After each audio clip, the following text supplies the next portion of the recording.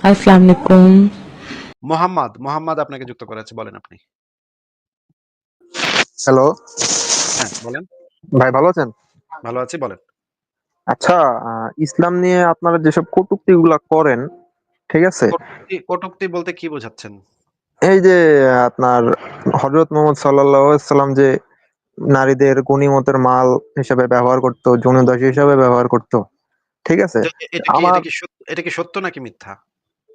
আমি তো কথাটা বলতেছি ভাই, আমার কথা তো এখনো না, শেষ এটা হয়নি। কটূক্তি কিনা সেটা তো আগে আমার ক্লিয়ার হইতে হবে। আমি এখন যদি মনে করেন আপনারে আমি বললাম আপনার নাম হইতেছে মোহাম্মদ। এটা তো জি, ভাই কটূক্তি না, এটা তো সত্য কথা। আপনি তো মোহাম্মদ নাম দিয়েই আসছেন এখানে। এখন হুম, আমি যদি আমার আপনারে নাম বলি যে শোনেন একটু কথা শুনে নেন। আমি যদি আপনারে বলি যে মোহাম্মদ ভাই আপনি তো একজন ছেলে মানুষ। এটা কি আপনার হুম, আপনার কটূক্তি নাকি এটা আমি সত্য বললাম? সত্য কথা বলছেন, অবশ্যই সত্য কথা বলছেন। যেটা যেটা আমি জানতে পারলাম যেটা আমার কাছে সত্য বলে মনে হইলো, আমি দলিল প্রমাণ দিয়ে আমি প্রমাণ করতে পারবো। সেটা যদি আমি বলি, তাহলে সেটা কটূক্তি হবে কেন বুঝলাম না তো। মনে করেন একটা আ লোক খুন করছে। এই লোকটারে যদি আমি বলি এই লোকটা খুনি, খুন করছে। আমি জানি আমার কাছে প্রমাণ আছে খুন করছে। আমি যদি এই লোকটাকে খুনি বলি তাহলে কি সেটা কটূক্তি হবে নাকি সত্য কথা বলা হবে? আচ্ছা, আমি আমার কথা ভাইয়া উইথড্র করলাম। কটূক্তি না, না, আপনারা সত্য কথা। কথা উইথড্র করলে তো হবে না ভাই। আপনি আমাদেরকে একটু বলেন যে মনে করেন শামীম ওসমান একজন সন্ত্রাসী। এই সন্ত্রাসী লোকটাকে আমি নিজে প্রমাণ পাইছি, এই লোকটা একটা সন্ত্রাসী। সে নারায়ণগঞ্জে ত্রাসের রাজত্ব কায়েম করছিল। সে এখন পালায় গেছে। এই লোকটাকে যে সন্ত্রাসী বললাম, এই কথাটা কি কটূক্তি করলাম নাকি ভাই সত্য কথা বললাম? হ্যাঁ, সত্য কথা বলছেন। ৭১ সালে পাকিস্তানি আর্মি বাংলাদেশে গণহত্যা চালাইছে। তারা খুনাখুনি করছে, মানুষ হত্যা করছে। এটা কি ভাই আমি পাকিস্তান আর্মি সম্পর্কে কটূক্তি করলাম নাকি সত্য বললাম? অবশ্যই সত্য কথা বলছেন। আচ্ছা, ২য় বিশ্বযুদ্ধে হিটলার এবং নাৎসি বাহিনী জার্মানিতে অনেক ইহুদিকে হত্যা করছে। এটা কি ভাই আমি কটূক্তি করছি নাকি সত্য বলছি? হ্যাঁ, সত্য বলছেন, অবশ্যই সত্য বলছেন। তাইলে আমার কাছে যদি প্রমাণ থাকে, আমার কাছে যদি এভিডেন্স থাকে, আমি যদি সেই জিনিসটা প্রমাণ করতে পারি, তাহলে সেইটা তো আমি অবশ্যই বলতে পারি এবং আপনি সেটার সপক্ষে আমার কাছে প্রমাণ, দলিল প্রমাণ চাইতেও পারেন। আপনি আইসা বলতে পারেন যে, "আসিফ সাহেব আপনি যে বললেন, নবী নাকি মানে কাফেরদেরকে মাইরা তাদের মা-বেটিকে তুইলা তাদের সাথে নাকি যৌন কর্ম করত। এটা কই পাইছেন আপনি? দেখান আমারে। দেখান, দেখান, দেখান ভাই দেখান।" তখন আমি আপনাকে সেই জিনিসগুলো হয়তো বের করে দেখাবো। যে এই যে দেখেন ভাই আমি এখানে পাইছি, এখানে এই জিনিসগুলো লেখা আছে। এগুলা কোরআনের আয়াত, এগুলা সহিহ হাদিস, এগুলা সিরাত, এগুলা তাফসীর। এখানে এগুলা লেখা আছে। এখন যদি আমি আপনারে দেখায় দিতে পারি এবং আপনি যদি আমার কথাগুলোকে ভুল প্রমাণ করতে না পারেন বা আমার কথাগুলোকে মিথ্যা প্রমাণ করতে না পারেন, তাইলে তো আপনি আর আমার কথাটাকে কটূক্তি বলতে পারেন না, তাই না? হ্যাঁ, অবশ্যই। তাইলে আমরা একটু কি বাইর করে দেখব যে আমি আসলেই কটূক্তি করি নাকি এগুলা না, সত্যি, সত্যি আছে? না, এগুলা কি আমরা একটু আসিফ বাইর ভাই, করে দেখব? আমার আমার কিছু কথা ছিল, তারপরে না হয় দেখায়েন। আমার কথাটা হচ্ছে যে আমি আমার কথাটা উইথড্র করলাম, কিন্তু এখানে কথা হচ্ছে আপনি যে ৭১-এর কথা বললেন, জার্মানির হিটলারের কথা বলেন, এগুলো তো সব আধুনিক সভ্যতার যুদ্ধ, তাই না? মানে আধুনিক যুগে যে যুদ্ধগুলো হয়েছে, আমাদের সময় তো আধুনিক যুগ ধরা হয়, তাই তো? আ বা আমি কি বলব? আপনার কি নাকি আপনি কি আমাকে কোন প্রশ্ন করছেন নাকি? হ্যাঁ, আপনাকে প্রশ্ন করছি যে আচ্ছা তাহলে আমার এগুলো তো উত্তরটা মানে শোনেন। আমার উত্তরটা শোনেন, আমার উত্তরটা শোনেন। আ আচ্ছা ভাই। নৈতিকতার বিষয়টা কোন সময়ে করা হইছে তার উপরে নির্ভর করে না। নৈতিকতার জিনিসটা ইউনিভার্সাল। মানে মনে করেন আমি যদি আপনাকে এখন একটা ঘুষি মারি অযথা, এইটা আমি ১০,০০০ বছর আগে যদি এই ঘুষিটা মারতাম, তখনও এটা অন্যায় হইতো। এখন করলেও অন্যায় হবে। ১০,০০০ বছর পরে করলেও এটা অন্যায় হবে। আমি আমার আমি না যদি আসিফ ভাই, আমি আমি আচ্ছা যদি শুনুন আমি একটু। যদি আ কথাটা শুনে নেন, আপনার কথা কথাটা শুনে নেন, কথাটা শুনেন ভাই। যদি একটা মেয়েকে বিনা অনুমতিতে সেই মেয়েটার ইচ্ছা নাই, সেই মেয়েটার কনসেন্ট নাই, সেই মেয়েটার সম্মতি নাই, কিন্তু আমি যদি সেই মেয়েটার গায়ে হাত দেই, সেইটা ১০,০০০ বছর আগেও যেরকম অন্যায় ছিল, আজকেও এটা অন্যায় হবে এবং আগামী ১০,০০০ বছর পরে গিয়ে যদি আমি তার গায়ে হাত দেই, সেটাও অন্যায় হবে। নৈতিকতার বিষয়গুলা সমাজ বাস্তবতার উপরে নির্ভর করে না। নৈতিকতার বিষয়গুলা নির্ভর করে জিনিসটা অন্য মানুষদের জন্য ক্ষতিকর নাকি উপকারী তার উপরে নির্ভর করে। মনে করেন আজ থেকে ৩০০ বছর আগে ভারতে সতীদাহ প্রথা প্রচলিত ছিল, তাই না? হ্যাঁ, সেই সময় তো সমাজে ভারতের সমাজটাই এরকম ছিল। সবাই এইরকম মানুষকে মেয়েদেরকে চিতায় তুলে দিত। জামাই মরলে মেয়েদেরকে চিতায় তুলে দিত, তাই না? হ্যাঁ। তাহলে কি আমরা বলতে পারি যে সেই সময় সেটা একটা ভালো কাজ ছিল? না, অবশ্যই এটা মানবতা বিরোধী অপরাধ হিসাবে ধরা হয়। আর নৈতিক মানে নীতিবিরুদ্ধ কাজ ছিল অবশ্যই। তাহলে দেখেন তাহলে দেখেন সেই সময় কিন্তু সবাই সেটা করত এবং সামাজিক প্রথা ছিল। ভারতে অনেক জায়গাতে এটা হইতো। তারপরেও কিন্তু এটা কিন্তু ৩-৪০০ বছর আগের ঘটনা। তারপরেও কিন্তু আমরা বুঝতে পারি যে এটা সেই সময় অনৈতিক ছিল, এখনো অনৈতিক, আধুনিক যুগে অনৈতিক, অতীতকালে অনৈতিক, মধ্যযুগে অনৈতিক, প্রাচীনকালে অনৈতিক। সবসময় এটা অনৈতিক। অনৈতিক কাজ সবসময় অনৈতিক থাকে ভাই। অনৈতিক কাজের ভেতরে কোনো আধুনিক সময়ে, বর্তমান সময়ে, অতীতকাল, বর্তমানকাল, কোন সমাজে হইছে, কোন গোত্রের ভিতরে হইছে, এগুলার কোনো কিছুর উপর নির্ভর করে না।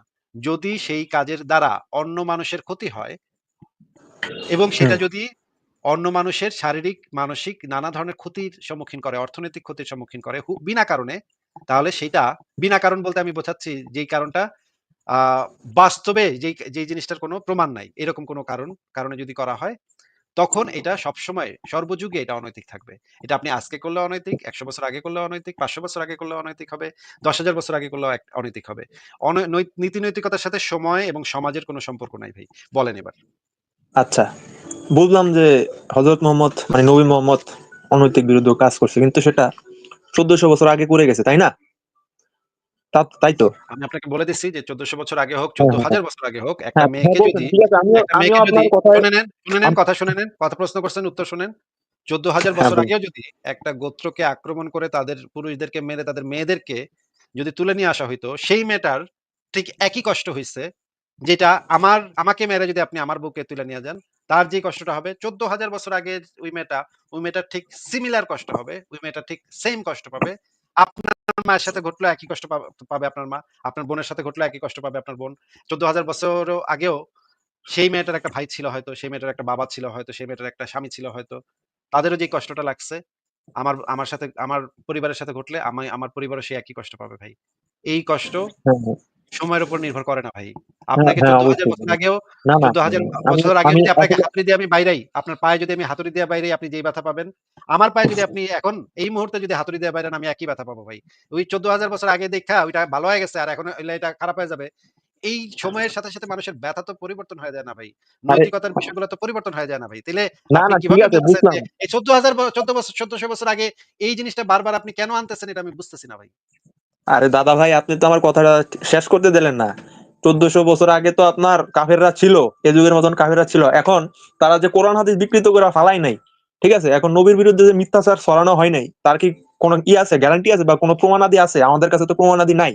আপনি যে আচ্ছা, প্রমাণগুলো একটু ওয়েট দিতেছেন করেন, সেগুলো তো হাদিস থেকে। একটু ওয়েট করেন।